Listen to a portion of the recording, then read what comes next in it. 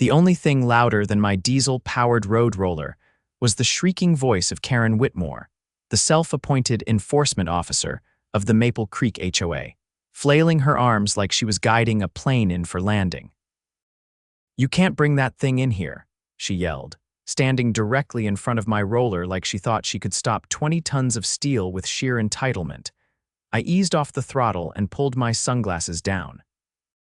"Karren, I've got a county permit, the right-of-way approval, and the sheriff's blessing. Step aside." She didn't budge. "This is private property and the HOA was not informed." "You're in violation of Section 12, Paragraph 3, no industrial vehicles on HOA-maintained roads without prior written consent." I would have laughed if I wasn't so annoyed. The stretch of gravel road by the creek wasn't even HOA-maintained. It was technically county easement, and I'd been contracted to grade and compact it to prevent flooding come spring. But Karren, with her clipboard and freshly dyed chestnut bob, thought she ran the whole county. "What part of county project is confusing?" I asked, reaching for the permit in my glove box. Before she could answer, a familiar white SUV pulled up behind me. Sheriff Nolan stepped out, boots crunching the gravel as he approached. "Everything all right here, Aiden?" he asked, nodding toward Karren with a tired look. This wasn't his first time dealing with her.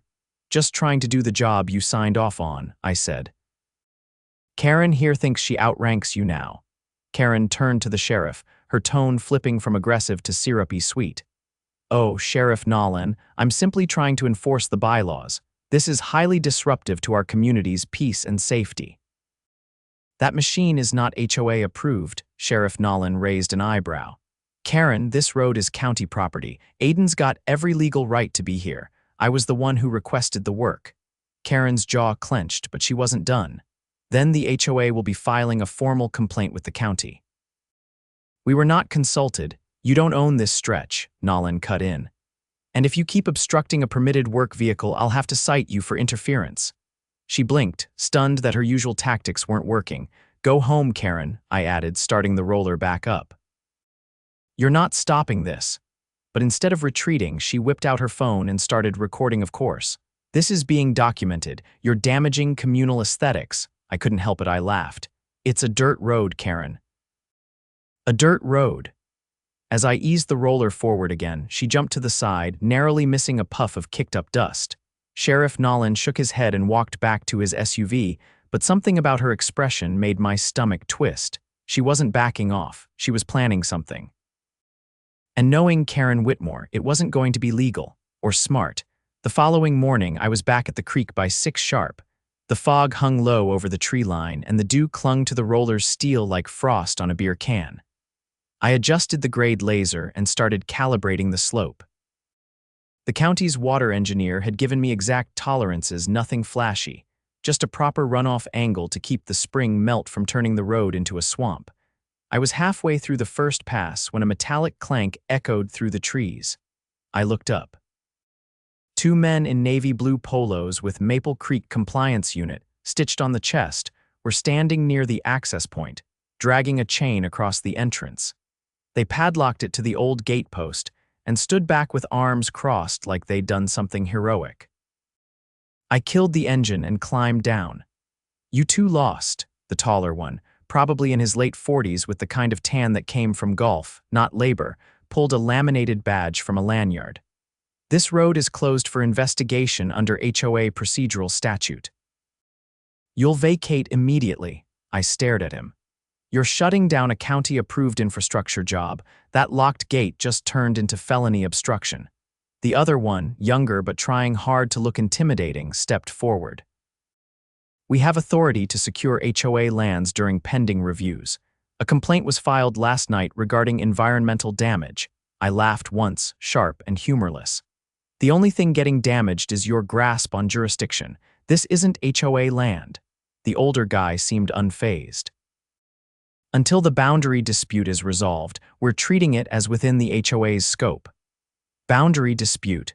There's recorded plats on file with the county clerk that show this road is outside HOA limits by 43 feet. He blinked, but didn't back down. "New evidence has surfaced." I pulled out my phone and scrolled to the email from County Surveyor Lawson with the attached GIS overlay and time-stamped coordinates. I turned the screen toward them. Unless your evidence trumps county-verified mapping data, you're looking at criminal charges. Neither of them responded. They just stood there like mall cops pretending they had cuffs. That's when I heard tires crunching the gravel behind me. I turned to see a silver pickup easing toward us. The door opened, and out stepped Deputy Carla Ruiz, the kind of woman who looked like she could talk a bear out of a tree or put it in handcuffs, depending on her mood. She gave me a nod and walked right past me to the two HOA goons. "Names?" she asked, pulling out her notepad. The older one hesitated, then said, "Douglas Hartwell. I'm the HOA's compliance director." Ruiz glanced at the chain. "Did you install this?" "Yes, under the direction of our enforcement committee." "Do you have a permit to restrict access to a county easement?" "No," but she held up a hand. "That's all I needed. You're being cited for unlawful obstruction of public infrastructure. Step aside while I cut the chain." Douglas turned red. "You can't do that. This is private enforcement action." "No, it's criminal interference," she said flatly, pulling bolt cutters from the truck bed. The younger one tried to protest, but Ruiz wasn't listening. One snap and the padlock clattered to the ground. I gave the roller a pat. "Guess we're back on schedule." Ruiz turned to me. "Keep it going. County's behind you." As I climbed back up, I spotted movement in the trees. A figure in a beige windbreaker ducking behind a pine. I sighed. Had to be Karren. No one else in the neighborhood wore windbreakers in 70-degree weather. I let it go. For now. By noon, the slope was graded, compacted, and sealed. I packed up the equipment, loaded it onto the trailer, and headed home. But when I pulled into my driveway, my stomach dropped. A bright orange notice was taped to my front door. "Notice of non-compliance, unapproved commercial activity in residential zone." I yanked it down and read the fine print. It accused me of violating HOA rules by operating heavy equipment within neighborhood boundaries without prior board approval. And at the bottom, it listed a hearing date with a demand for a $500 prepayment to cover administrative review costs. This wasn't just petty. This was calculated. I didn't waste time. I walked straight into my office, opened my filing cabinet, and pulled out the thick manila folder labeled Maple Creek HOA Legal Correspondence. I'd been collecting documents for months.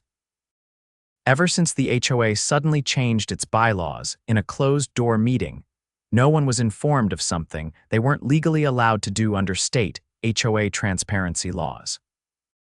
Inside the folder were meeting transcripts I'd requested under the state's open records rule, a copy of the original neighborhood charter from the developer, and emails from residents complaining about fines they never agreed to. It was all there. Patterns of behavior, overreach. And now this new stunt. The fake citation mailed to my home was the tipping point. I placed a call to my friend Tony, a municipal attorney who owed me a favor after I helped her brother get his excavation license renewed last year. She answered on the second ring. "Please tell me you're calling because you finally want to sue those control freaks. Worse, they've started impersonating government authority." There was a pause.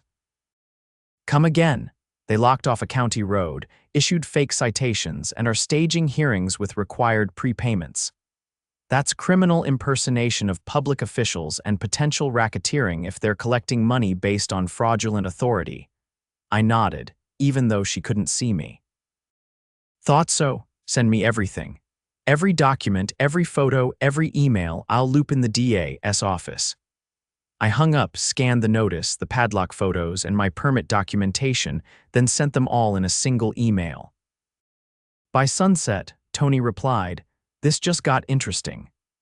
The next day, Sheriff Nolan himself showed up at the HOA office with 2 deputies and a signed warrant.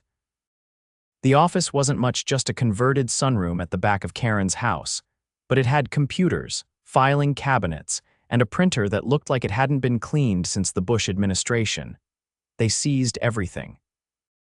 Turns out, Karren and Douglas had been issuing their own fines for nearly a year. They'd set up a fake P.O. box in the next town over and were funneling payments through a dummy nonprofit with a name suspiciously similar to the HOA's official title. Most of the board didn't even know. The charges that came down were no joke. Impersonation of public officials, mail fraud, obstruction of public works, and operating an unregistered financial entity. I didn't celebrate. Not yet. I knew how slippery these people could be. But when the DA announced formal charges at the next public meeting held at the community center instead of Karren's backyard, it felt like the neighborhood exhaled for the first time in months. And me. I just leaned against the wall near the door, arms crossed, watching as residents asked real questions and got real answers. No more fake enforcement squads, no more padlocks on public land, and no more Karren whispering policy into anyone's ear. The road by the creek was smooth now. But the path to cleaning up the HOA, that was just getting started. By the time the county DA filed charges, word had spread like wildfire. Residents who'd sat quietly through years of HOA bullying were suddenly talking.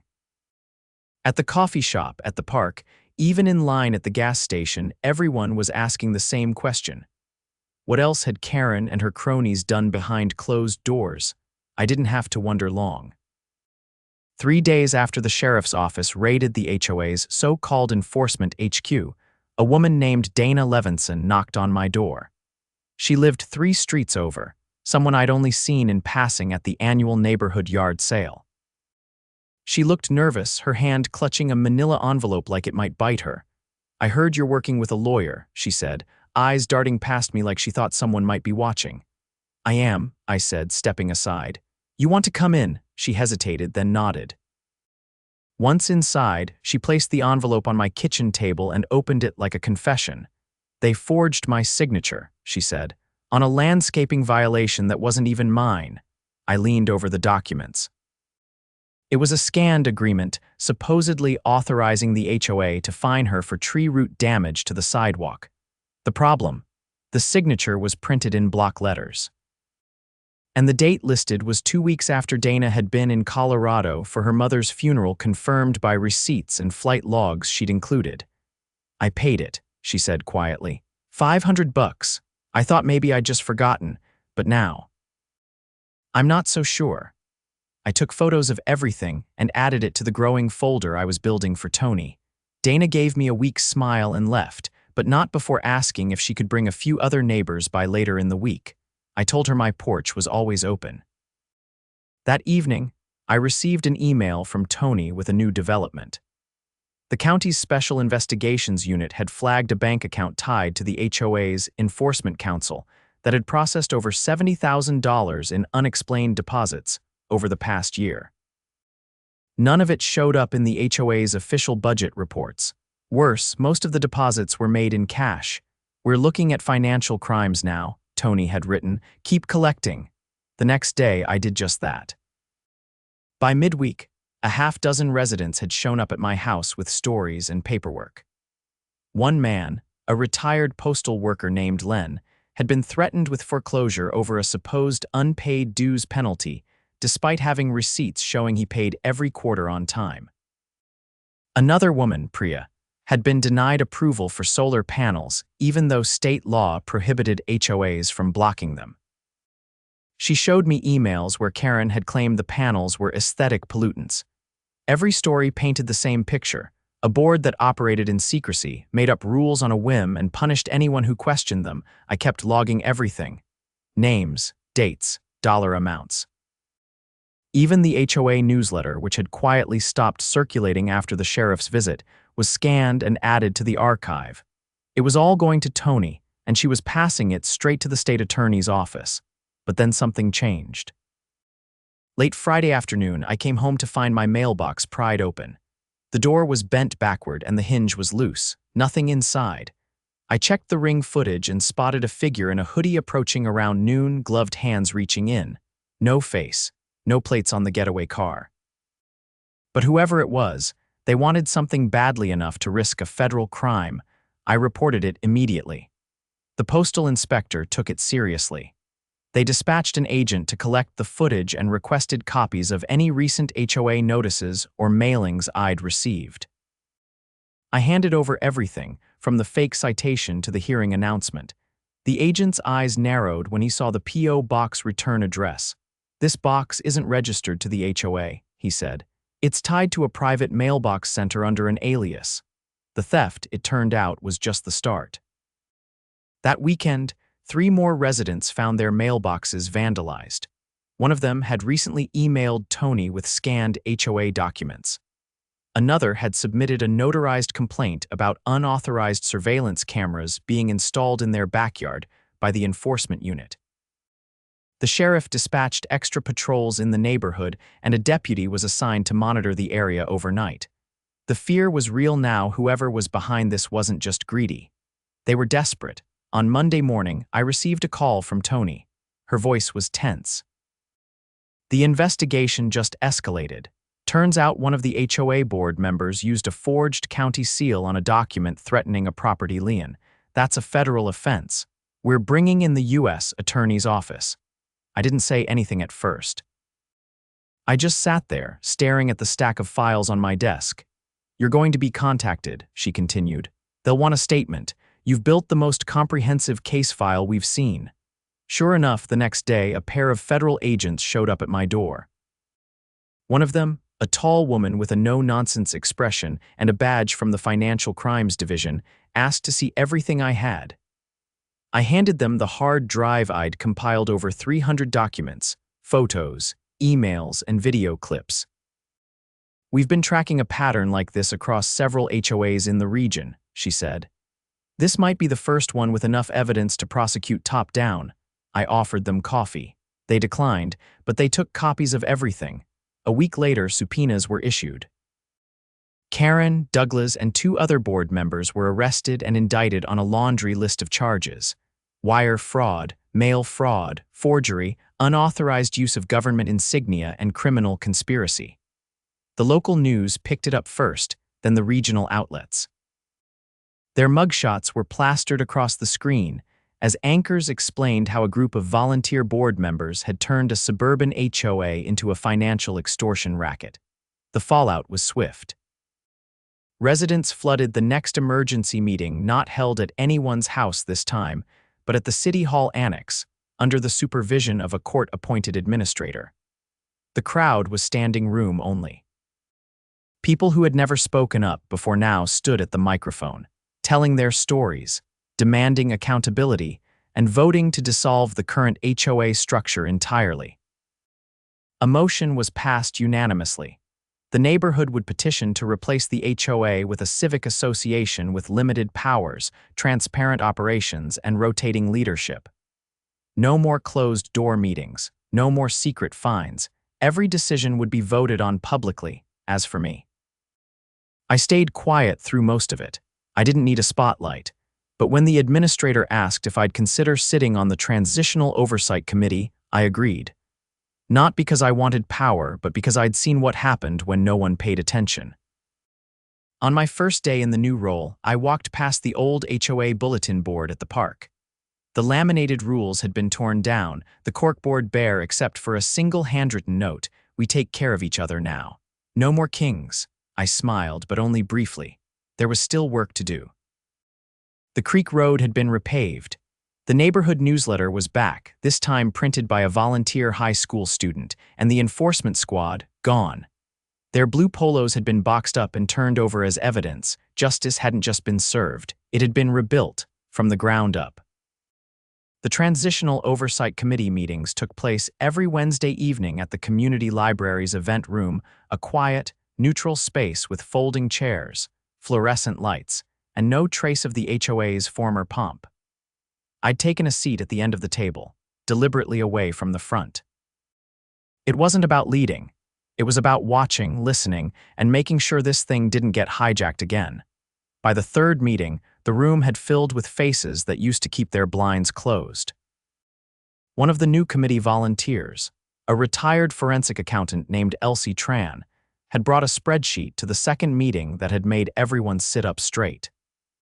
She'd been digging through the seized HOA records, ones the court had made public, and found something the investigators had missed.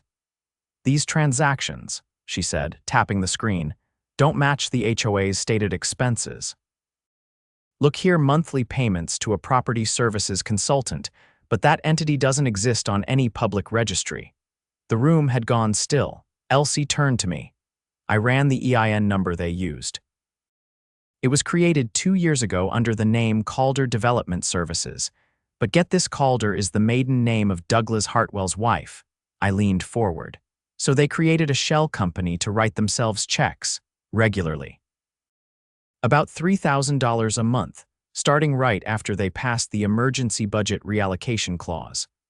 That clause had been buried in a multi-page amendment packet no one had received until after the vote. Now the pieces clicked into place. They hadn't just been issuing fake fines or shutting down roads, they'd been laundering HOA dues into their own pockets. And they weren't alone. A week later, the State Financial Crimes Task Force returned with a second round of indictments.